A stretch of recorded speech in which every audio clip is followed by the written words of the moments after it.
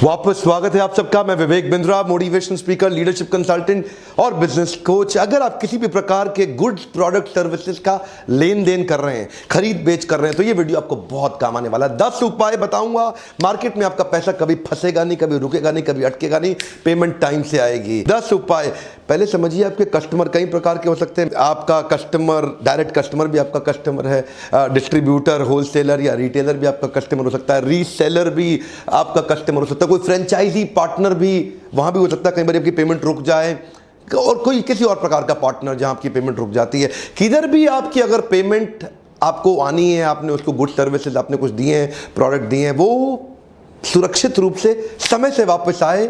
10 चीजों का ध्यान दीजिए।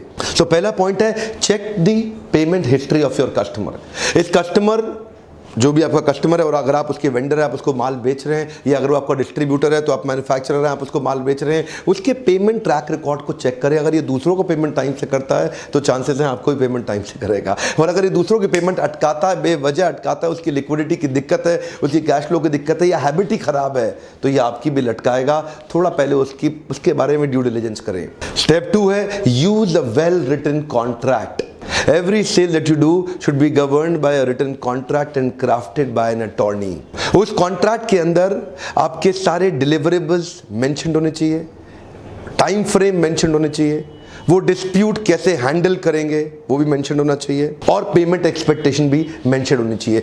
अगर लीगल कॉन्ट्रैक्ट की लैंग्वेज में थोड़ी सी गड़बड़ हो, अटॉर्नी या लॉयर से प्रॉपर्ली वेटेड ना हो, कई बार आगे चल के आपको लेने के देने पड़ सकते हैं। एक अच्छा कॉन्ट्रैक्ट आपसे कोर्ट कचहरी और वकीलों के चक्कर काटने से आपको बचा सकता है, संबंधों में पड़ने वाली दरार को रोक सकता है, रिश्तों को लंबे समय तक चला सकता है। तीसरा पॉइंट बड़ा मदद करता है, use a delivery acceptance letter. जब भी आप माल दो, एक डिलीवरी एक्सेप्टेंस, हाँ जी माल मिल गया, साइन कर दिया, हाँ जी सामान पहुंच गया, साइन कर दिया, हाँ जी सर्विस मिल गई, साइन कर दिया। डिलीवरी एक्सेप्टेंस लेटर एक प्रूफ बन जाता है, एक रिकॉर्ड बन जाता है। इतने बजे इस तारीख को यहाँ पे इस व्यक्ति ने माल रिसीव कर लिया या सर्विस रिसीव कर ली, और वो सेटिस्फाइड था, और वो साइन होते ही बाद में आप उसको अपने कम्युनिकेशन में इस्तेमाल कर सकते हैं। चौथा पॉइंट है, issue clear invoices to your retailers.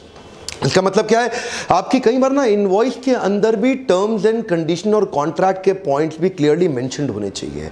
उसके कुछ इंपॉर्टेंट हाइलाइट्स भी उस इनवॉइस के अंदर मेंशन्ड होने चाहिए। और इनवॉइस तुरंत भेजना है, देर नहीं लगाना। इनवॉइस किसको मिलनी चाहिए वो भी बड़ा इंपॉर्टेंट है। ऐसा नहीं किसी के पास, सिक्योरिटी गार्ड के पास, कहीं भी चला गया, जिसके पास इनवॉइस जानी चाहिए इंश्योर करिए वहां पहुंची है कि नहीं पहुंची है, और इनवॉइस जाते ही कम्युनिकेशन चालू, जो कि है मेरा 5वां point, follow up with the clients regularly. एक बार माल चला गया, अब ईमेल पे कम्युनिकेशन का बहुत महत्व होता है। कंटिन्यूसली कम्युनिकेट करते रहिए। जितना ज्यादा क्लियर और कंसिस्टेंट कम्युनिकेशन रखेंगे, पैसा बचा रहेगा। कई बार लोग माल दे करके भूल जाते हैं, बिजी हो जाते हैं। इसके लिए आपको एक स्पेशल व्यक्ति भी रखना पड़े कई बार, तो रखिए, नहीं तो आपका पैसा मार्केट में फंसेगा। अगर आपका कैश फ्लो खराब हुआ, आप बिजनेस से बाहर हो जाएंगे। अगर आपके बिजनेस में बुक्स में प्रॉफिट तो है लेकिन कैश नहीं है, लंबा नहीं चलेगा, आप उड़ जाएंगे। प्रॉफिट भी चाहिए आपको और कैश भी चाहिए, दोनों अलग चीजें होती हैं।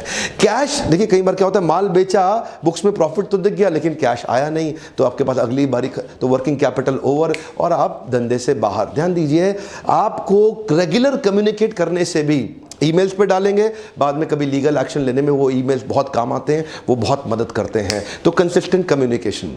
मेरा छठा पॉइंट है, हैंडल डिस्प्यूट्स प्रोफेशनली। प्रोफेशनलिज्म बहुत मदद करता है, बहुत काम आता है। आपकी टोन और आपकी वॉइस हमेशा बहुत मीठी होनी चाहिए, प्यारी होनी चाहिए। ध्यान दीजिए, आपका वर्बल, विजुअल, वोकल बहुत मीठा, बहुत प्यारा हो। कई बार उसको आपका प्रोडक्ट या सर्विस अच्छा नहीं लगता, कई बार उसको आपके प्रोडक्ट में ऑब्जेक्शन है, कई बार उसके पास मार्केट में बहुत सारी ऑप्शन है, लेकिन अगर आप अच्छा प्यारा उसको सर्विस देते हो, प्रोफेशनली उसकी तकलीफ़ों को रिजॉल्व कर देते हैं, तो कई बार बहुत बड़ी आने वाली तकलीफ से आप बच सकते हैं।